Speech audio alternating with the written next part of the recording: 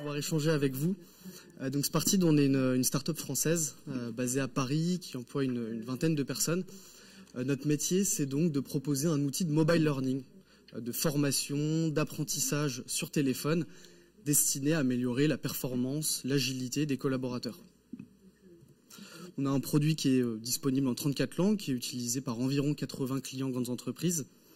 Et le problème qu'on adresse de manière un peu macro, c'est donc l'alignement, la formation des collaborateurs, ceux qui font la performance de l'entreprise au jour le jour, qu'on n'a pas forcément, qu'on n'arrive pas tout le temps à atteindre, à engager dans la durée, parce qu'ils peuvent être dispersés géographiquement, ils peuvent ne pas avoir accès en permanence à leur poste de travail, et pour qui les solutions traditionnelles peuvent manquer de dynamisme, être un peu long, un peu rébarbatif parfois. La solution qu'on propose, elle consiste à atteindre, engager ses collaborateurs. Le but, c'est déjà de leur proposer un format court, 3-4 minutes par jour, et une expérience qui est ludique, gamifiée, sociale. On va avoir différentes fonctionnalités lors de la démonstration. Malheureusement, elle ne sera pas live, hein, vous avez vu le petit souci technique. Le bénéfice final de la solution, ils sont pluriels, hein, suivant ce qu'on décide de pousser via l'outil. Évidemment, on va pouvoir améliorer la performance métier, donc dynamiser les ventes, améliorer l'expérience client, la qualité de service, mettre à niveau le management de terrain. On va également avoir des sujets un peu plus transverses, notamment tout ce qui va toucher à la sensibilisation aux enjeux HSE, RSE, et accompagner les transformations, que ce soit des transformations digitales, également de conformité réglementaire. Pour rentrer un peu plus concrètement sur l'outil qu'on propose, il est composé de 2 briques indissociables. Il y a le back-office qui va servir à créer le contenu personnalisé, à diffuser ce contenu en ciblant tel ou tel segment de collaborateurs et à mesurer l'impact en termes de participation, maîtrise des connaissances. L'autre brique, c'est donc l'application qui est personnalisée graphiquement à l'image du client, qui elle est destinée à tous les collaborateurs. Cette application, elle est également disponible sur PC ou sur tablette. On laisse le choix aux utilisateurs de l'appareil qu'ils souhaitent utiliser. Elle va avoir 3 principales caractéristiques. La première, c'est ce qu'on appelle l'engagement temporel ou sortant. C'est le fait de pousser directement les connaissances à l'utilisateur à un instant T. On va le faire à travers des notifications, des breaking news et surtout une mécanique de campagne. Donc une campagne, c'est un peu le squelette de l'expérience Spartid. C'est un temps fort de jeu pendant lequel les apprenants vont venir se former 3-4 minutes par jour. Donc souvent, une campagne, c'est un thème, et on va pousser idéalement une campagne par mois aux utilisateurs, de manière à ce qu'il y ait un côté récurrent, qu'il y ait une habitude de formation, sans que ça leur prenne trop de temps non plus. À côté de ça, les apprenants peuvent aller plus loin par eux-mêmes en autonomie, à travers un wiki, des documents qu'ils peuvent consulter directement sur la plateforme, et des parcours à la demande, des parcours de formation qui vont leur permettre d'aller explorer d'autres sujets ou d'aller approfondir des sujets vus pendant les campagnes. Enfin, tout ça va reposer sur de l'apprentissage en équipe, donc une caractéristique sociale assez forte à travers des battles, des classements, des challenges par équipe et la possibilité de se faire coacher par un ambassadeur. Un ambassadeur, c'est un relais sur le terrain qui peut être un manager ou un apprenant volontaire, qui va avoir un rôle digital, donc à la fois de suivre la progression des membres de son équipe dans l'application et en physique, de recruter, de coacher les membres de son équipe.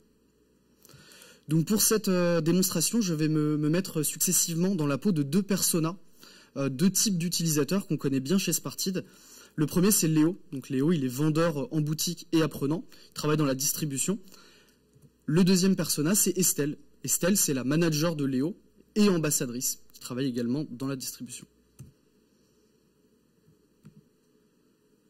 En espérant que cette fois-ci, on n'ait pas de problème technique. Alors, je me mets donc dans la peau de Léo, donc je vais retrouver l'application générique Play Everyday, dans laquelle je me plonge dans un univers personnalisé à mon entreprise. Donc ici, ça va être Get Spartid, qui est notre application de démonstration, mais celle de nos clients est personnalisée graphiquement à l'image de nos clients. Donc je parlais de mécanique sortante, ce qui est effectivement directement sur la page d'accueil. J'ai ma campagne, mon temps fort du moment qui m'est poussé. J'ai pas à télécharger ou à suivre des menus compliqués, j'appuie directement sur jouer. J'ai de l'information sur ce qui m'attend dans cette campagne. C'est une campagne de 4 jours. Je suis au premier jour de ma campagne. Quand je clique sur jouer, j'ai de l'information sur ce qui m'attend aujourd'hui. Donc aujourd'hui, on a 4 différents gameplays, 4 différents mini-jeux, et j'ai accès aux instructions pour chacun de ces gameplays. Donc je lance le premier jeu qui va être un QCM. J'ai déjà un petit temps dédié à la lecture de la question. Je me prépare à y répondre. Point assez important, c'est qu'on me pose la question, moi j'y réponds, et ensuite seulement on m'apporte la réponse. Donc ça, c'est le principe de pédagogie inversée. On me laisse d'abord chercher par moi-même, juste un bon moyen de garder l'apprenant engagé et d'avoir le cerveau bien perméable à l'information. Le deuxième gameplay, c'est les cartes à glisser. Donc encore une fois, on me pose la question, donc c'est du drag and drop, je vais faire glisser l'image dans la bonne catégorie, en l'occurrence, est-ce que ce produit fait partie de la nouvelle gamme? Donc encore une fois, on me pose la question, j'y réponds. On va ensuite m'apporter la réponse. On peut m'apporter une réponse un peu plus détaillée, soit via du texte, soit via une vidéo explicative. Et ensuite, on me demande si je pense avoir bien répondu via le bonus de compréhension que vous voyez s'afficher en bas. Cette question bonus, elle m'oblige à aller bien lire attentivement la réponse, à éviter que j'appuie sur suivant un peu rapidement pour passer à la suite. Donc effectivement, on retrouve 3 façons de gagner des points. La bonne réponse à la question, évidemment. Le chrono pour le côté challenge qui va mesurer mon temps de réponse. Et ce bonus de compréhension qui vient s'assurer que j'ai bien retenu la micro-connaissance. Troisième gameplay, ce sont les cartes à ordonner qu'on va souvent utiliser pour des process. Donc là, en l'occurrence, comment bien accueillir un client. L'idée, c'est évidemment de vous montrer qu'on a une variété de gameplay. On a 7 gameplays disponibles dans l'application. L'idée, c'est pas forcément de les utiliser tous à tout prix. Ça dépend du type de connaissances qu'on veut pousser. Et là, en l'occurrence, un gameplay qui s'adapte plutôt bien au process. Donc j'ai remis les différentes étapes dans l'ordre.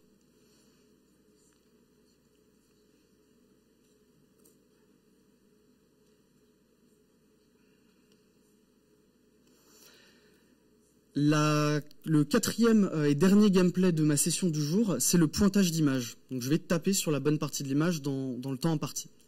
Donc très visuel, on incite beaucoup nos clients à mettre un maximum de photos, de vidéos, d'illustrations. Encore une fois, on me pose la question, j'y réponds, on m'apporte la réponse et on vient valider que j'ai bien lu attentivement la réponse.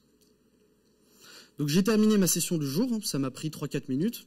J'ai mon score qui se met à jour, mes étoiles collectées et mon score total sur la campagne. Demain, je reviendrai jouer ma deuxième session. Je viens de finir le jour 1. Demain, je jouerai ma session 2. En attendant, je vais pouvoir voir où je me situe par rapport à mes collègues dans le classement. Donc le classement qui est évidemment là pour apporter une dynamique sociale, sentiment de communauté d'apprenants. Je n'apprends pas tout seul dans mon coin. J'apprends en même temps que mes collègues, que ce soit les membres de mon magasin, ou d'une zone géographique ou autre. Juste en dessous, j'ai une autre carte qui m'est poussée, qu'on appelle les breaking news, qui va me permettre d'accéder à de l'information que mon entreprise souhaite me pousser. Là encore, ça peut être une vidéo, ça peut être un lien vers un article de presse, un lien vers un sondage, si on souhaite récupérer de l'information de la part des utilisateurs, ou tout simplement du texte et une image comme ici. Toujours pour le côté social, je peux liker ces breaking news et je vois le nombre de vues. Donc on a vu le côté très sortant, avec les campagnes, les breaking news. À côté de ça, je peux aller plus loin par moi-même, notamment via les parcours à la demande. Donc ce sont des parcours de formation divisés en plusieurs chapitres. Chaque chapitre va être divisé en micro-connaissances. Une micro-connaissance, ça ressemble à ça. C'est du texte, une image ou une vidéo. Et je vais pouvoir naviguer d'une micro-connaissance à une autre en tapant à gauche ou à droite de mon écran. On est toujours sur un format très intuitif qui va limiter au maximum la friction. On s'est inspiré du format story qu'on peut retrouver sur différents réseaux sociaux. Toujours sur la partie en autonomie, on a ce qu'on appelle le wiki, qui est la bibliothèque de l'application. Je vais retrouver d'une part tout mon historique de campagne, je vais être incité à rejouer les questions et les réponses de mes précédentes campagnes lorsque je n'avais pas eu bon du premier coup. J'ai fait une campagne il y a un mois sur les bonnes pratiques de télétravail. Je n'ai eu que 2 étoiles sur 3 la question lutter contre l'isolement. Je suis incité à rejouer cette question. On a ensuite l'onglet documents, où là je vais avoir un accès continu tout simplement à des documents, des PDF plus détaillés, peut être des fiches produits, des fiches techniques, la bible des process ou autre. Je reviens sur l'aspect social avec les battles où je vais aller pouvoir défier mes collègues sur des thématiques communes. Toujours dans l'idée de créer de l'émulation et évidemment toujours une bonne excuse pour faire des piqûres de rappel. On est sur un créneau d'ancrage mémoriel, un peu de marteau-thérapie. Évidemment, les battles vont aider à ça. Tout ce qu'on vient de voir va me faire gagner des points que je vais pouvoir transformer en cadeaux. Alors évidemment, si mon organisation souhaite mettre des cadeaux à disposition, c'est évidemment optionnel. Ici, je vois que je peux gagner une carte cadeau, un casque, un téléphone. Le contenu, il est évidemment personnalisable. Pour la dernière fonctionnalité, je vais donc me mettre dans la peau d'Estelle, qui est manager de Léo et ambassadrice. Donc je vais retrouver mon espace ambassadeur où je vais retrouver mon équipe. Depuis cet espace, je vais pouvoir suivre la progression des membres de mon équipe. Je vois par exemple que Benoît Foulon a 84% de taux de bonne réponse, ce qui est vraiment pas mal. Il a en revanche 26% de participation. C'est mon rôle en tant qu'ambassadeur d'aller le coacher. Je peux voir campagne par campagne où est-ce qu'il en est. Évidemment, le but, c'est que je puisse le relancer en physique, mais si je suis en déplacement, que je ne le vois pas aujourd'hui, je peux lui envoyer directement un petit rappel personnalisé, accompagné d'une petite notification. Donc voilà, j'ai terminé cette présentation. Merci pour votre écoute. Et évidemment, si vous avez des questions, je suis preneur. Bien sûr. Merci beaucoup, Guillaume. Des questions dans la salle?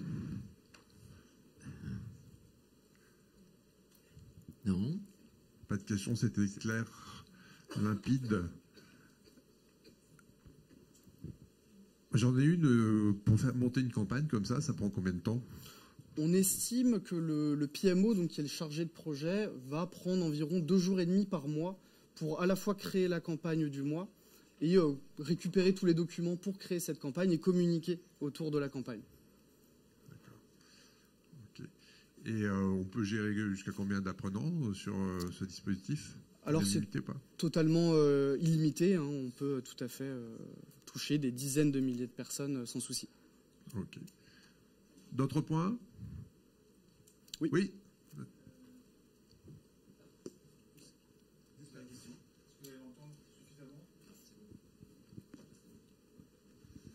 Si vous créez du contenu en français, par exemple, oui, l'application peut vous le traduire en différentes langues, ou il faut le créer, par exemple, si vous avez des collaborateurs globaux dans les différentes langues? Oui, tout à fait. L'application se traduit automatiquement en elle-même en changeant la langue du téléphone. Pour le contenu, on a un outil de traduction automatique sur le back-office, alors qui nécessite une relecture humaine, hein, qui est évidemment, c'est jamais parfait, hein, les intelligences artificielles, mais qui facilite grandement la tâche des créateurs de contenu.